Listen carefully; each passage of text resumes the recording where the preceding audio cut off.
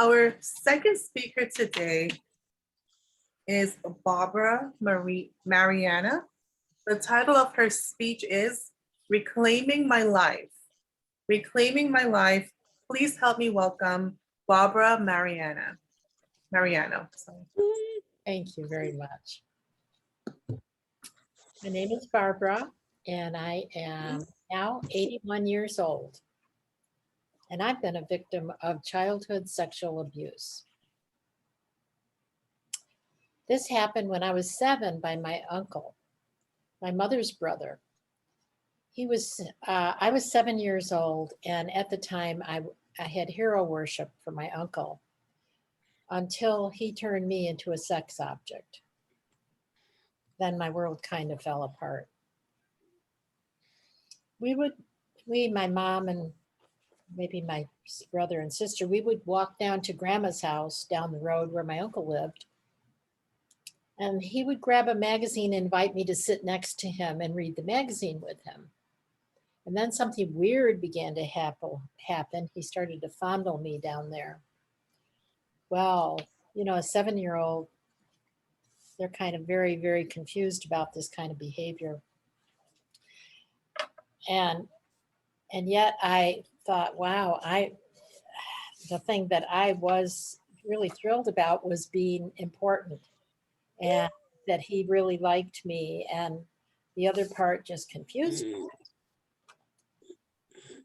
So one day, after a few of these incidents, my mother had him babysit for us kids. And here I am in the living room with my uncle, and his friend Jerry is at the door. My uncle says, "Hey, Jerry, you want to see something funny?" And he turns around, whips around, and kicks me in the crotch as hard as he can, me across the floor. And I think Deanna needs to mute herself, if it's possible. Okay, thank you. So I was curled up in a ball. The guy said, "You're crazy, man." He took off. I didn't know what happened. I couldn't breathe. My uncle then comes over, raises his foot in my face and says, "And I will kill you if you tell." Wow, this was a vicious attack. My parents got home. My mother said, "What's wrong?" I said nothing, but I really couldn't stand up straight because it felt like I was really injured. The pelvic bone was really injured. And after a few days, I couldn't keep it to myself, and I whispered to my mother, "Something happened down there with my uncle." Her face went white. She never said a word to me, nor did my dad. I thought, like many children, what did I do wrong? My parents aren't talking to me. Kid doesn't understand these things. I actually wet the bed for 2 years after that attack. I had no one to tell. I turned actually to my favorite. We lived in the country, so I turned to animals for comfort. I trusted no one, not even my parents after that. I turned to my higher guidance. I turned to God. I turned to angels and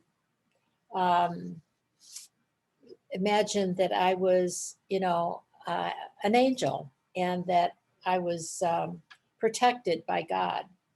Because having been raised Catholic, I understood at least that. And it really did get me through. It really, really helped me get through that very difficult time.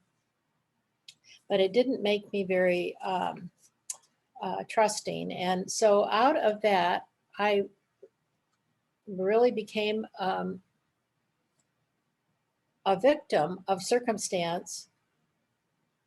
But instead of showing that side, I thought my way is I'm going to be a good girl, a good student, and I had the Shirley Temple look. Some of you don't know who that is, but in the old movies in the 40s, when I was little, Shirley Temple was a cute movie star little girl.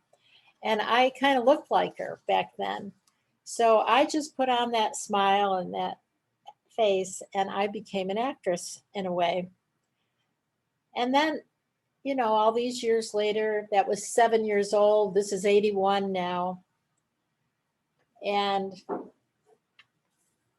I obviously grew up and had many experiences like all of us.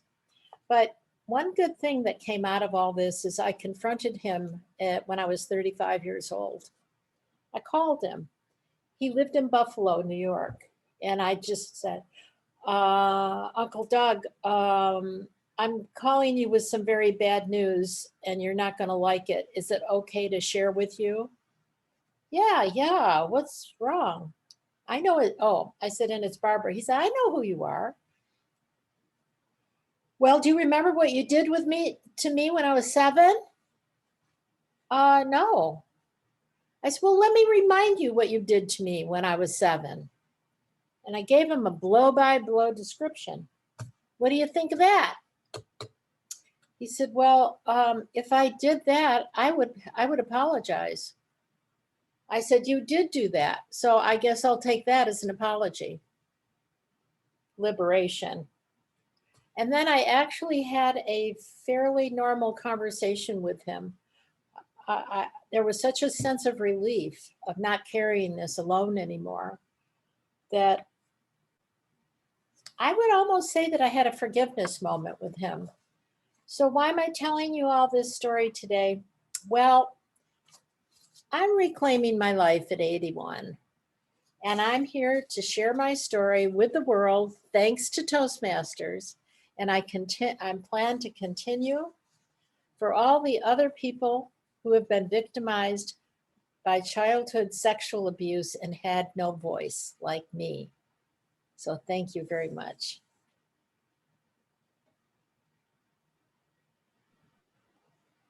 Thank you, Barbara.